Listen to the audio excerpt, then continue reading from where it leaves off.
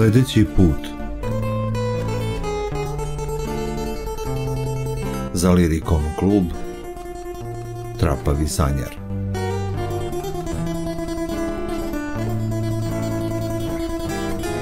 Nedostaješ, matori. Nismo se tako dogovorili.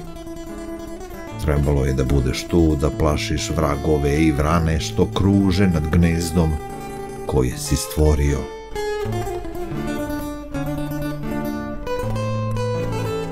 I opet si otišao, a nisi me poveo sa sobom. To si radio i ranije, ali sam ti opraštao. Sećaš se?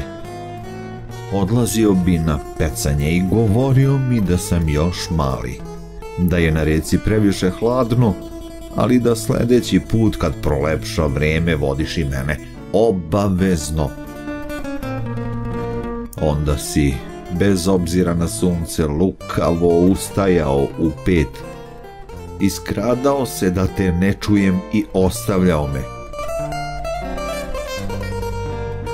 Budio sam se smrtno uvređen i ljut. I dok sam još smistrav histerisao u pidžami, ti bi se već vratio, iz kese izvukao najveću mrenu i počinjao priču o grčevitoj borbi sa bićem kome se nikuda ne ide i kako se svim silama smrti opire.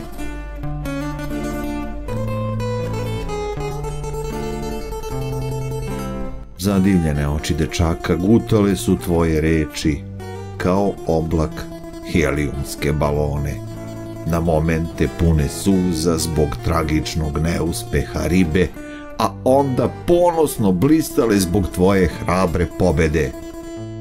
I više nisam bio ljut. Previše nežan za takve izazove. Čekao sam da prolepša vreme, čekao sam sljedeći put.